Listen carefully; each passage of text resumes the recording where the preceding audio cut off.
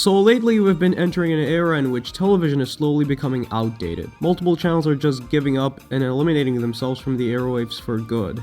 And yes, this has been happening throughout the world. And it's our fault. We don't watch TV as much as we used to anymore. I mean, it's not entirely the case since corporations have been enforcing the idea that cable TV would go extinct like dinosaurs by the next 10 years and moving literally everything online. I'm only talking about cable TV here since terrestrial or over-the-air TV is already a largely dead form of TV and it's usually people who can't afford cable that watch it. Nowadays, I'm sure it's just either rural people or cord cutters that still watch TV in its only true form, using these huge cockroach antennas connected to this beast hooked up on your roof. And then you can just binge on some boring generalist programs that you wouldn't need to pay to watch, unless you're in Japan where the NHK fee collecting guys will constantly haunt you throughout your life. Sometimes literally. And what about satellite TV? Meh, it mostly provides the same channels as cable, it's just that you get the TV signals from the moon! Nah, just kidding. They come from a man-made satellite, but the moon is our only natural satellite. Wouldn't it make sense for radio waves to come from the moon? I mean, the Americans sent literal people on the moon and planted their flag on it, although some people believe it was fake. But anyways, let's go back to the point as I don't want this so-called Christmas special to go on for like 10 hours. As capitalism sucks off dry, we tend to not realize that television is already experiencing an apocalypse, a shit ton of channels being shut down. Now, I know it has a lot to do with us not watching TV as much anymore with the progress of technology and the introduction of smaller screens. I mean, you could literally just watch TV on your phone now. Corporations took advantage of this and rather than incorporating some of their networks into their streaming services or social media in general, they thought it was a good fucking idea to completely eliminate them. At a fast rate, corporations have been trying to hold monopolies in the television industry. Disney has been eating up other big media companies recently, and has been growing so much to the point that they could even buy up the United States government. And because Disney is run by idiots who don't give a shit about people committing piracy, they instead accidentally boosted this by shutting down Disney channels worldwide. Its sister entity Disney XD is currently on life support with no other non-US feeds left outside of Poland. It's complete bullshit. But somehow, literally out of nowhere, the Italian feed of Disney Jr., now spelled Disney JR for no reason, came out of the grave. All this shit is so worth noting that I'm currently planning to do a whole video on it, and it's not just the Walt Disney Company that's guilty of this. Paramount, the owners of MTV, Nickelodeon, and the likes, is set to execute all of its music-oriented channels by the end of the year. This is kinda understandable as most people would nowadays hop onto YouTube or Spotify to listen to some music, but this is still depressing. Now earlier I've talked about Canada's Wild Brain shutting down all of its television channels, including the legendary Family Channel that has for years been the Canadian equivalent of Disney Channel. Before that happened, Corus Entertainment shut down several channels due to financial problems. This included the Canadian feed of Nickelodeon, which I used to compare to the Pakistani feed due to similar scheduling strategies as I saw both channels when I used to record continuities in my earlier years as a YouTuber. The Pakistani feed of Nickelodeon was shut down in October 2024 possibly due to financial issues, which makes sense given the economic crisis in Pakistan. Going back to MTV, we can see that the network shut down countless international channels and basically merged them into this bullshit named MTV Global. This basically means that much of the world is being shown the same exact feed. Same goes for Nickelodeon Global, which is basically a merger of some international Nickelodeon feeds, showing the exact same content in several parts of the world. Other than financial reasons, several huge networks go off the air because government said so. One big example is in the Philippines where ABS-CBN, its oldest television network, was shut down on May 5, 2020. Now, this isn't a cable network, it's a terrestrial one. Why did I mention this? Because it's an example of how governments shut down networks in order to control the media. Also, it had a service which contained some paid channels owned by the network. Some of these have ceased operations completely with no plans to return. But there are some that were revived as programming blocks. ABS-CBN continued its existence as a media company with its linear TV presence returning through A2Z and the Kappa Media channel. While this wasn't about cable TV, this is an example of how governments can basically just force a TV network to shut down with their license renewal refused.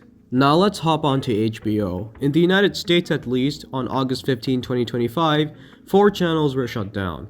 One of these is HBO Family, which still exists in some parts of the world, including Southeast Asia. The 3 others were branded channels of the Cinemax network. Now, movie channels are a thing as a way to escape the need of going to the theaters and watching movies. This was the reason why HBO was created. Rather than spending money on every movie you watch, why not just binge on a shit ton of them while paying only monthly or something like that? Now that Netflix has become more popular lately, corporations think movie channels are now useless and need to be shut down. Like, not everyone in the world needs to pay for a streaming service, especially those that can't. If that's not bad enough, I still can't forgive the fact that Disney went and shut down a shit ton of channels in 2021 throughout Southeast Asia. Literally, so many people can't even afford Disney Plus, as several countries they are really poor. Congratulations, you dumbasses running Disney have now exacerbated piracy in those areas. Speaking of Disney, their strategies don't make sense at all. They closed a shit ton of Disney Channel feeds around the world, but they haven't done the same with the original American feed, where Disney Plus is a thing. In fact, in most places where Disney Plus is already a thing, Disney Channel is still up and running, including in India, whose Disney Channel feed I made a video on and how much it absolutely sucks nowadays. They don't air anything Disney related. I know Doraemon is a pretty good show, it's just that the owners are so corrupt that they don't care about good scheduling strategies and push kids to watching TV literally all day by putting the most popular show in there for the whole fucking schedule. Every major Indian kids channel is like this nowadays. And as I've said, Disney Channel isn't the only network being killed off worldwide. Paramount is also guilty of forcing streaming services onto people. I've already talked about Nickelodeon Canada and Pakistan being shut down, along with their plans to shut all of MTV's music channels down. That's not enough for them. Nick Music is also being shut down outside of the States, which doesn't matter since it's an MTV wannabe channel that nobody even bothered watching. In other news, both Universal Kids and Smile, owned by NBC Universal and TBN respectively, have shut down this year. So these are examples of networks being shut down as streaming is being forced on, but there have been networks that completely rebranded, only to completely shut down after several months. One big example is Kizmom, which was once the South Korean version of Nickelodeon, which was shut down in June 2022 and rebranded. Literally less than a year later, the channel was proven to be a failure and was also sacrificed and replaced with a fucking golf channel. I know I've been talking about kids channels more often, but what can I do if kids are being pushed into watching this fucking bullshit? Star is an example of how a network that once ruled over most parts of an entire continent got degraded into one primarily serving one country. Star originally stood for Satellite Television Asian Region, when it was launched in 1991, offering various satellite and cable channels to Asia-Pacific audiences. It was a pretty huge network back then, but now it is a mostly Indian network with some of the OGs, such as the Star Chinese channel, being shut down in 2023. Disney already sacrificed a shit ton of channels in Southeast Asia in 2021, as I've said before, but that wasn't enough for them. Besides Star Chinese channel, Nat Geo Asia, Nat Geo Wild Asia, Star Chinese Movies, Star World, and Star Movies Asia were all shut down as well. I made an entire video on it, be sure to check it out. As I was searching for some sources while making this clusterfuck of a video, I found an article which accuses YouTube TV for the downfall of cable TV. I read it and the author did have a pretty good point. Cord cutters are rising because it's the same with cable TV subscriptions. Shit is getting so expensive to the point that you need to say goodbye to some stuff that you grew up with. People move on to streaming as streaming services tend to offer more benefits. This, however, is killing some small cable TV companies that have two choices at this point: cease operations or completely move to streaming. At least in the States, millions of people have ended their subscriptions due to rising costs, but many cable companies have been offering internet services to save themselves. Cable still thrives in some rural areas as getting the internet is way harder. For streaming, you need to have an internet connection, but you can download some episodes so you could watch them later offline, just in case there is no internet available right now. Unless you're in the middle of nowhere, this basically means that you're forced to have the internet for entertainment, which makes it even harder to go offline nowadays. YouTube TV is a pretty cool thing, but only exists in the United States. If only you could just use a VPN. But what about elsewhere?